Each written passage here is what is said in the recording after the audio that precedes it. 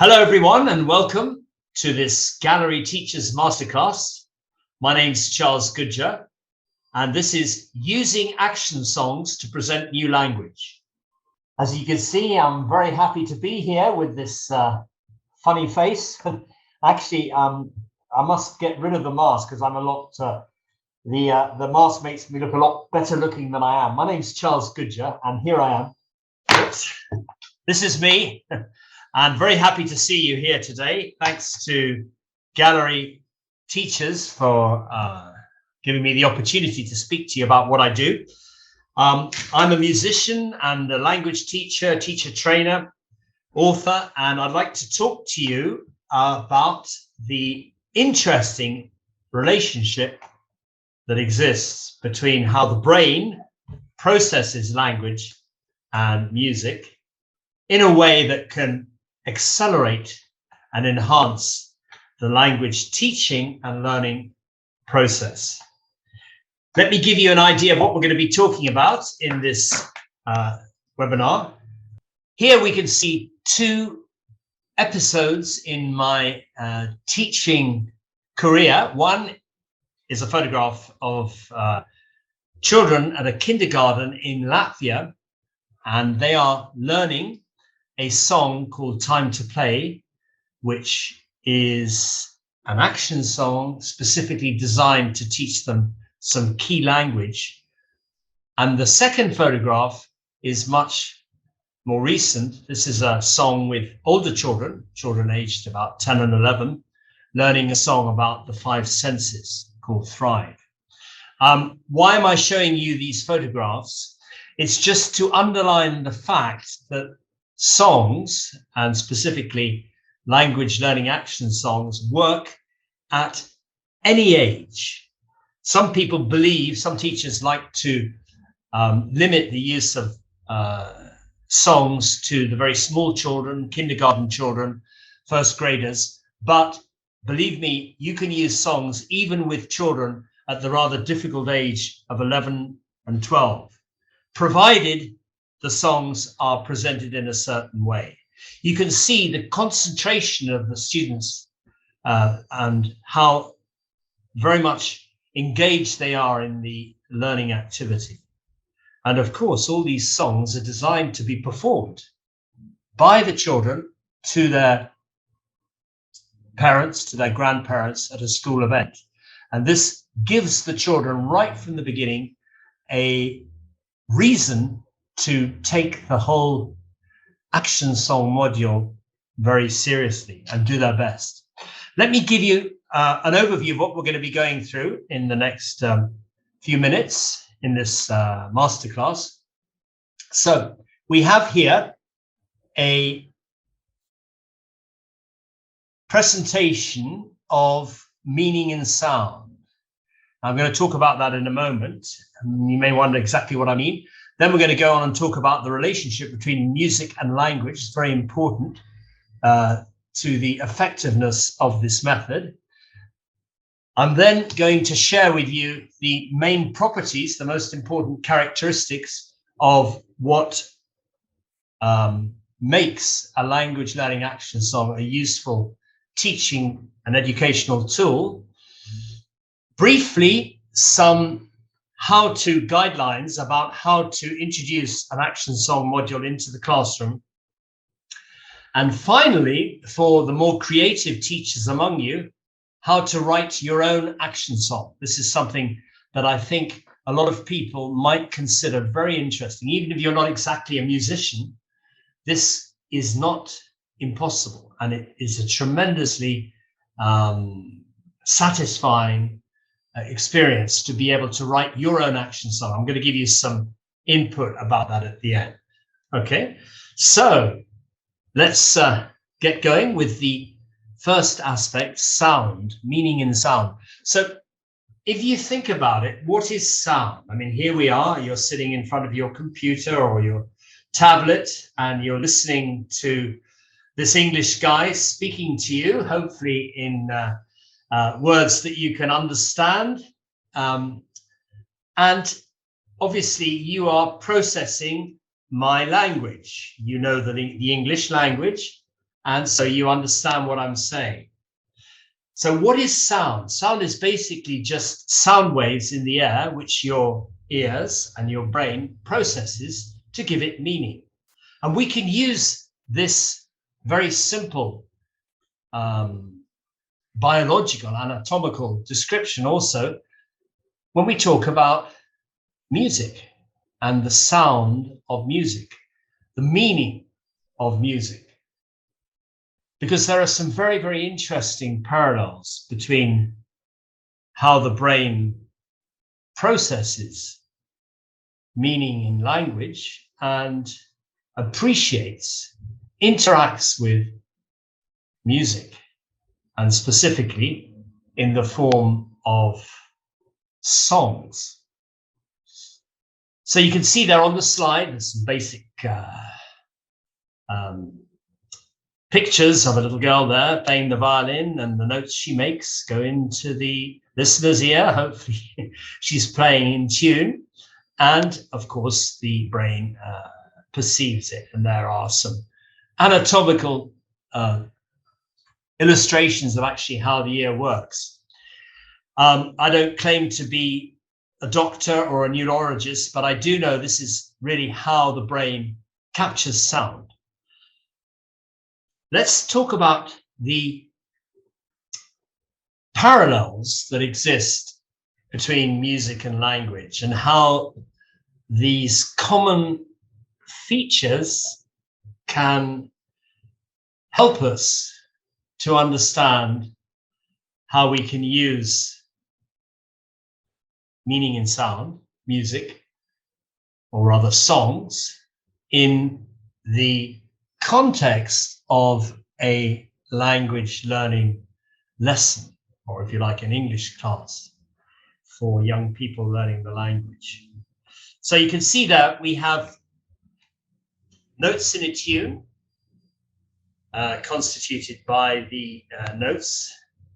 I'm sure you know about Guido di Arezzo, a famous 12th century monk who came up with the first form of notation. And it's thanks to him that we're able to record music in this way. And then, of course, phonemes in an utterance. This is a linguistic term, which I'm sure you understand. We're talking about the sounds of syllables, okay? And so this parallel between music and language, meaning and sound, is of particular significance. Another aspect of the action song teaching approach, which is what I'd like to interest you in, and I hope you are since you're here, is TPR. For those of you who don't know what this stands for, it stands for total physical response. This is a language teaching methodology which was originally devised by somebody called James Asher. He's a psycholinguist from San Jose University in California. I think he's still alive, but he is a fascinating educationalist as well. And he came up with this method of teaching foreign languages through movement, carrying out commands, listening and hearing a foreign language associated with particular movement, with the use of kinesthetic intelligence. This is a really important part of the action song teaching and learning method. And of course, that links in very clearly with multiple intelligences. I actually met Howard Gardner, who you may have heard of. He is another American psycholinguist, professor at Harvard University. He comes to Italy quite often, especially to Reggio Emilia. And at one of his conferences, we had quite a conversation about action songs.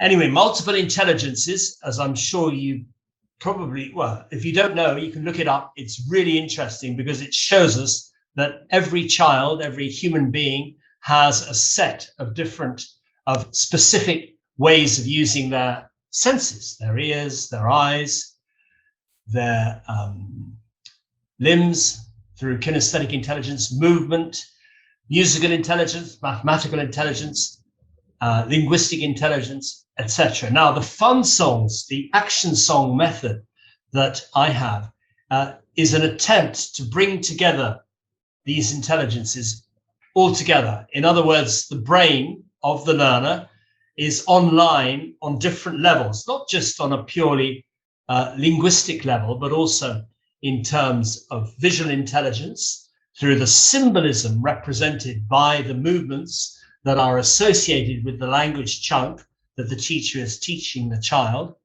but also with musical intelligence, music and mime, rhythm and rhyme. So all these aspects are really important to the action song methodology. Another is Suggestopedia, and you may have heard of Professor Lozanov. I'm afraid he died a few years ago. Very interesting Bulgarian psychiatrist who talks a lot about the subconscious and the use of creating a context in which the learning process can evolve as best as possible. And in a Suggestopedia course, there's a lot of music in the background. And this is particularly interesting. He uses the analogy of an iceberg in which the top part is the conscious mind, and then the vast submerged part of the mind, the subconscious part, is to be used in the teaching process. Suggestopedia is a really important part of the Funsongs method of teaching English through action songs. So really, that's it. I mean, what I'm trying to do is to bring together these strands of teaching into a recognizable method, which is presenting new language through the vehicle, through the medium of specifically written language learning action song. I'd now like to move on to the characteristics, the properties of a language learning action song, what we as language teachers should look for when we are seeking this kind of material. Okay, there are tens of thousands of songs that you can find now with the internet, with YouTube. However, this approach is not geared at all to just placing your class in front of a YouTube video, putting on the video and expecting the students to pick up English by watching a funny cartoon or other children jumping around. This is a far more dynamic, a far less sedentary approach to the learning process. Let me go through the main characteristics of action song modules. Well, the first, obviously, is the song itself. Let's not forget that these days, in the 21st century, 2021, 2022, moving out of COVID times, hopefully, children are bombarded by music. Music is absolutely unspecial, to coin a new term. It's banal. I mean, there's music everywhere. When kids go off to the supermarket, maybe with their mums to do shopping, they'll find music going on in the car park, games, apps, advertising, everywhere you will find music or muzak. So unlike generations of children in the past, where music was something special that needed to be performed live, children have a kind of blunted sensibility towards music. It's nothing special. And so this means that if we're going to use songs and music in the classroom, we need to have catchy melodies, earworm tunes. And unfortunately, you will find in many of the English courses available, often the publishers have marvelous material, lots of colored pictures and videos, but the songs themselves are not really that great. And that's why I like to emphasize the importance of having really good songs. And fortunately, as a songwriter, I've been able to create songs that children love, teachers love. And that's why we are here today. Otherwise, you know, if you're just writing a banal song, it doesn't get anywhere. And there is the risk that the children in the classroom, if they don't like the song or they're turned off by the song, they won't participate. So the first point I'd like to say is you really need to have good tunes. At this point, I'd also like to mention ELT Songs, which is an Oxford-based company, which is producing some marvelous songs as well. And I hope to be working with them very soon. ELT Songs, check it out. They share the same ideas about using music in the classroom as I do. The next characteristic is, of course, the language. What are the songs about? Well, you can find songs about everything. The important thing is that the lyrics of the song reflect the kind of useful language you want your children to learn. And that's why the time often spent by teachers teaching, for example, songs like Jingle Bells, or which have quite difficult vocabulary just because it's a song that people like, is a waste of time. We need to have songs in which all the lyrics and words fit in to the lexical scope of our course. The songs need to be about aspects of life that are of interest to the children and are the kinds of language chunks and words and structures that they would need to communicate themselves, okay? So it's absolutely essential to have useful language. Expressive gestures, movements, mime, this is absolutely essential and goes to the very heart of the language learning process through an action song. Once you can associate, or once the learner associates a banal movement or a gesture, with the sound of a language chunk or a particular concept, then the language learning process is off to a good start. Let me try and demonstrate this myself. So if we take, for example, a song about this ancient Celtic festival, Halloween, which has been very much commercialized in the last few years. We have a song about all the famous festivals associated with the British Isles. Halloween is of particular interest. So, for example, the first lines of On Halloween in the action song, you would teach your children like this.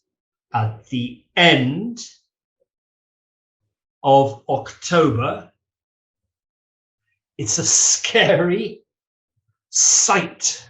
So you can see that 4 meaningful concepts illustrated through an expressive gesture, which the children learn collectively. It's a great deal of fun. They love it. And in fact, one aspect of this whole methodology is having fun and enjoyment. As soon as the teaching process becomes too obsessive, or the children are beginning to lose interest, then you need to stop and do something else. But generally speaking, using an action song to present new language can be extremely motivating and great fun for the children. Going back to On Halloween, you might think, okay, that's pretty obvious. Yeah, at the end of October, it's a scary sight. But there's also the melody. The melody is so important. It's not just chants or raps. There's a tune there, okay, which sticks in the child's mind and helps her or him to remember it. These are songs that children will remember all their lives. And as I'm sure you know, music has this incredible mnemonic, I can't pronounce the word, it's M-N-E-N, mnemonic characteristic of placing the language in the permanent memory of the learners. Okay, so at the end of October, it's a scary sight when ghosts and witches come out in the night. I could go on with on Halloween, but I mean, you can check it out. It's up there on the internet. Anyway, along with action song characteristics, we've talked about obviously the importance of having a good tune, the language, and expressive gestures. What is the point, let me ask you, of teaching your kids, your class of learners, a song and then just leaving it? This is so often the case that teachers, they teach their children a song and that's it, just as a kind of, fill-in gap or some kind of consolidation at the end of a unit. No, this approach puts the song right at the beginning of the module. The song, the action song, is the presentation vehicle. So really, once your class has learnt the song, that's when your work really begins, because you need to extrapolate, you need to extract from that capsule of language that the children have got imprisoned in their long-term memory, in the context, in the very specific context of a rhyme, and a melody, the language. The language needs to be taken away from that capsule and used in a variety of different contexts so that the children can move towards using those language chunks, that vocabulary, the themes suggested by the action song for their own communicative needs, which of course is the our final purpose. We're not just teaching the children to pass an exam. We are teaching these children the basics of intelligible pronunciation and good vocabulary so that they can acquire a working knowledge of the lingua franca of the 21st century. Okay, I could go on about that for a long time, but I do want to mention the importance of follow-up materials. In other words, games, activities, role plays, worksheets designed to help the children use the language, the words of the songs in different contexts. And what we do is we provide graded worksheets, which are easier, slightly less easy, and getting towards more challenging, depending on the skills and age level of your class. The easiest worksheets we have start off with a lot of coloring and matching activities, even for children who haven't learnt to read or write, okay? Right through to a more advanced levels where the children start to work on the grammar, creative writing, on acting out the words of the songs in different anyway, you can see that there are lots of different worksheets, and of course it's not difficult for you to write your own worksheets. I'll talk about that towards the end. So let me move on now to the final characteristic of action song modules, which I mentioned before, is the performance. Children love to sing and dance. They love to show off in front of their parents. And if you can tell them right from the beginning that these songs are going to be performed at a school event, then they will be even more engaged. So it becomes from the children's perspective, they understand immediately why we are doing this, why they are doing this. It's not just another unit in their course book with some silly story and colored pictures. This is them moving, singing, coordinating together, working together to provide the audience with an entertainment, which is the song. And believe me, there's nothing more satisfactory than you as a teacher when you get your children up there and they perform, not just singing a song, but actually performing and acting out a song in front of their grandparents. Often their grandparents don't understand a word of English. And there's nothing worse than having grandparents clap their children when they don't understand a word of what they're saying. I've seen it so many times. these little sketches in English. Anyway, let me move on now to the next aspect, which is how to teach an action song module. So I hope if you've come this far into the masterclass, you will find this particularly useful. Basically, we start off with the theme of the song. Let's imagine we are going to teach children a song about transformation in nature. Okay, this is just one of the many songs that come to mind. It's called Nature's Plan.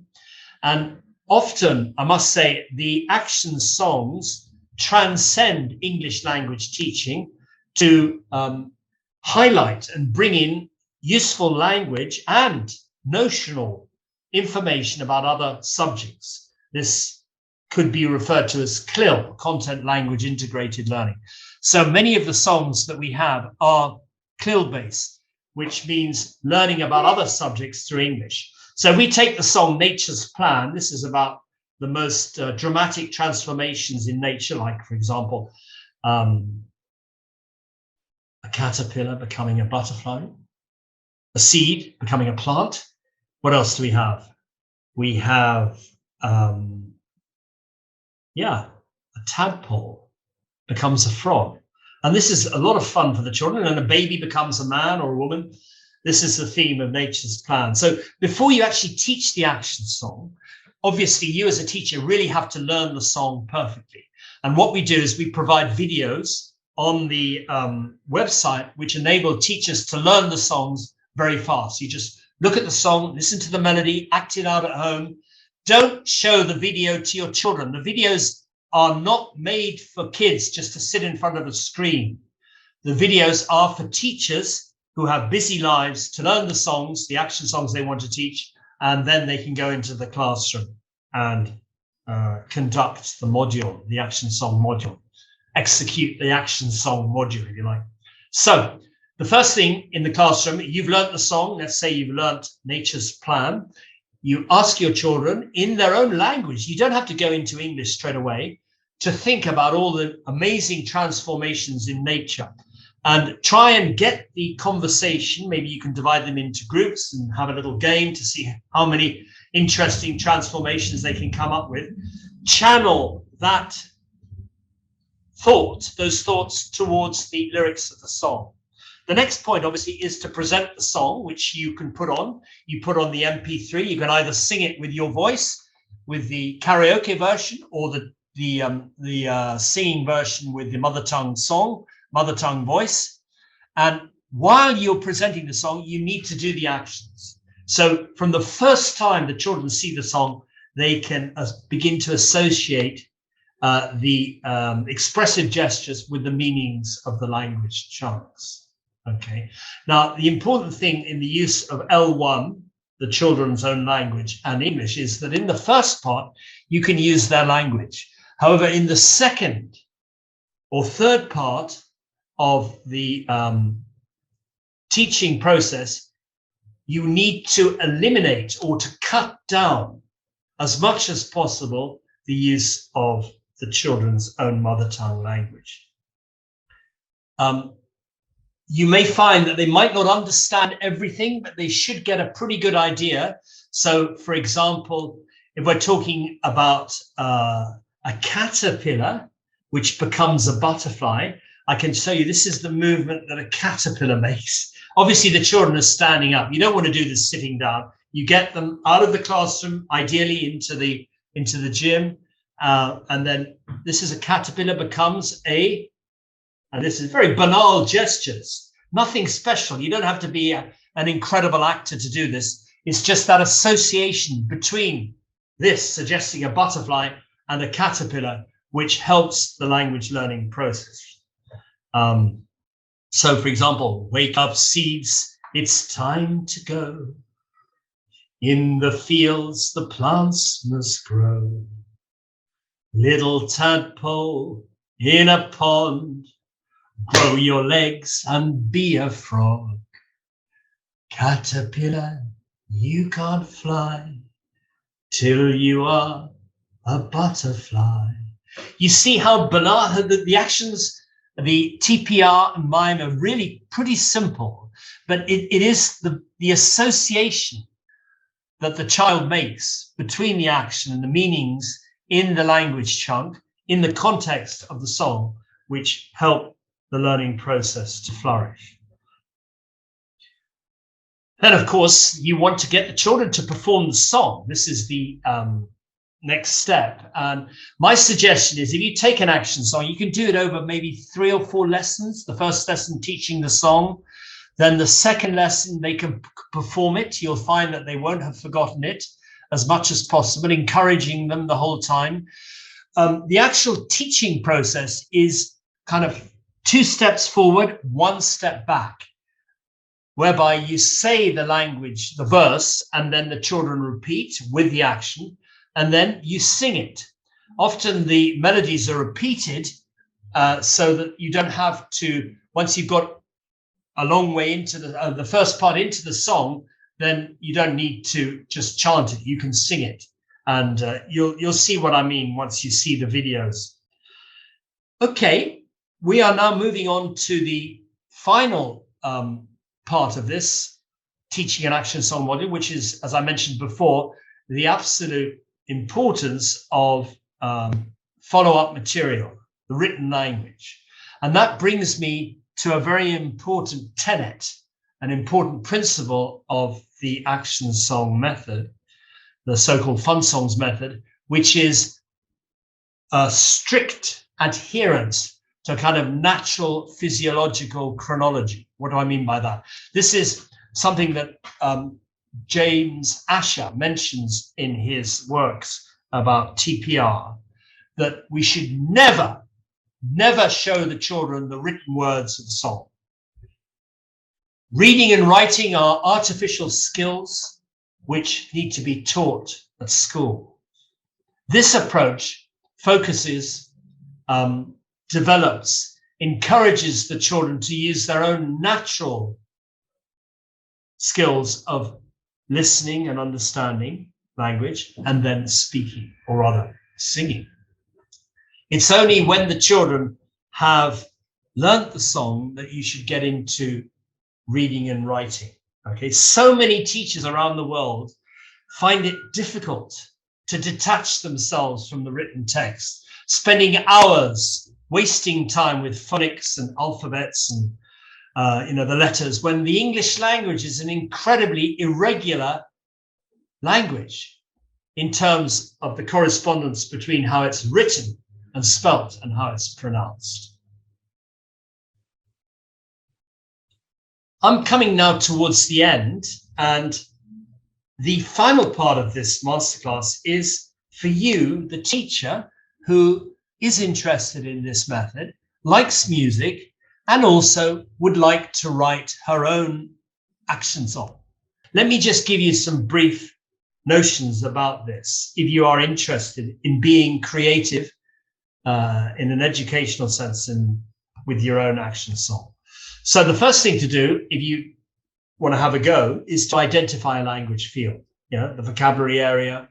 What is the song going to be about? Is it going to be about colors, animals, routines, all the basic things that you find in a first year course for young children entering into English language learning, or something a little bit more advanced, like, for example, the seasons of the year, perhaps the colors of the rainbow associated with different fruits, lots of different things. Essentially, the identification of a language field for the action song you want to write should reflect the kind of vocabulary which is presented in the units in a normal course for primary school learners of English. So it's just a question of looking at the contents of your course and finding something which you can write about.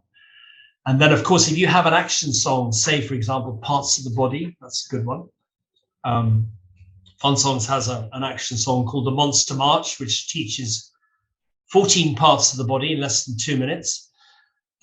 Then you can use that to accelerate learning through the coursebook unit. And you'll find that if the children have already learnt an action song which presents the vocabulary in that unit, then you'll get through your coursebook far more effectively and with much better results.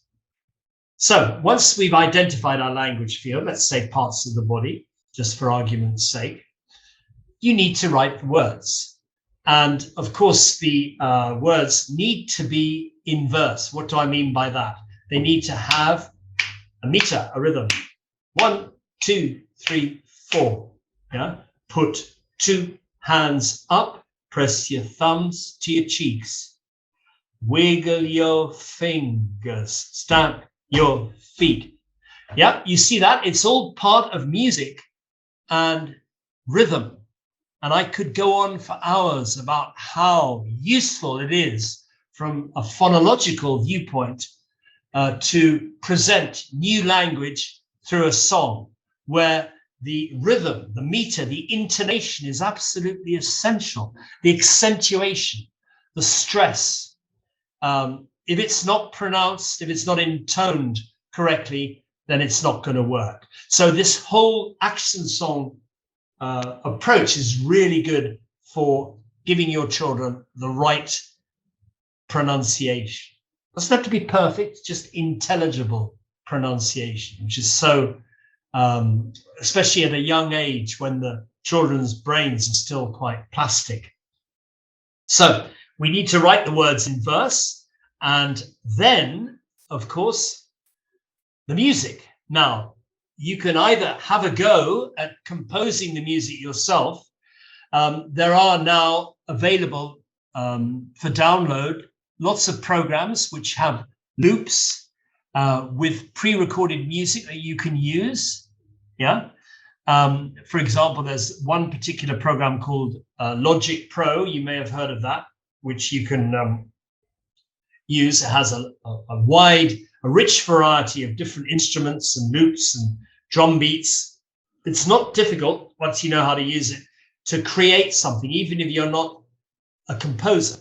If you want to, you can always find another song and just remove the words and use your words on it. Yeah, why not?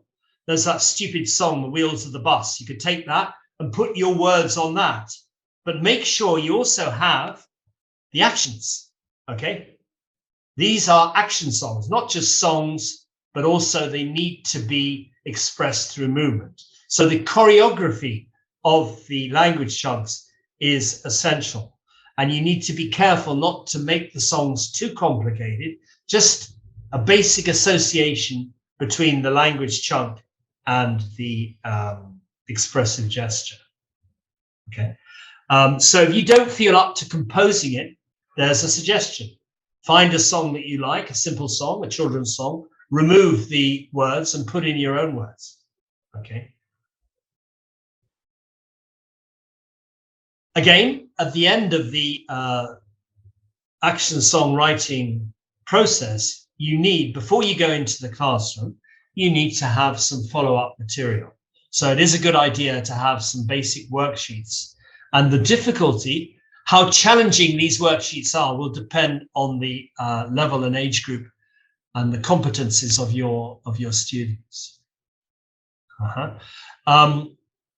I also suggest that you record the song. It's not difficult. The software is now available. You can easily record the songs and create 2 versions or even 3 versions of your song. A version with you singing it, a version perhaps with a child singing it with a good pronunciation, and a karaoke version. In other words, just the music, which you can use for the children to sing on top of.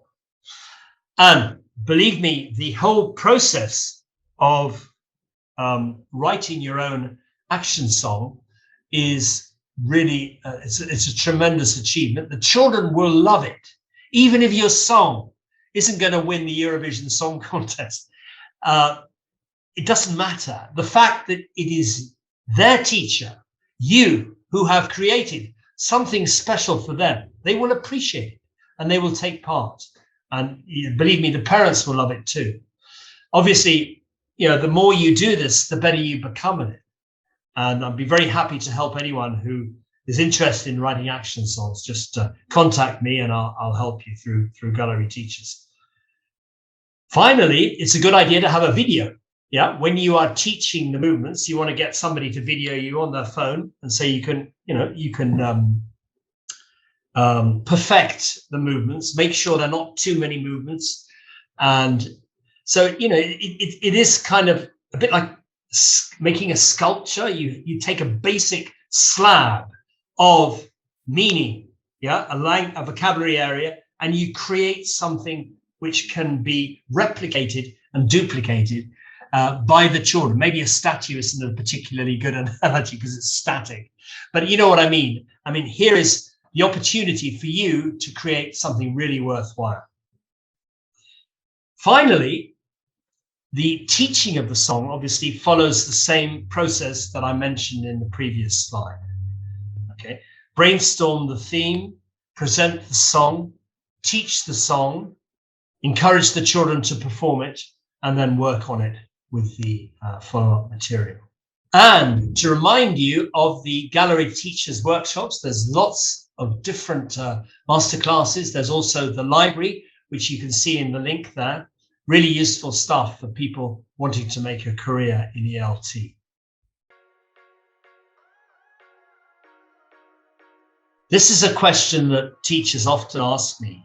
I go to many conferences and workshops, and people love music. Everybody loves music. However, often teachers, they don't feel particularly confident. They're not singers, they're not musicians.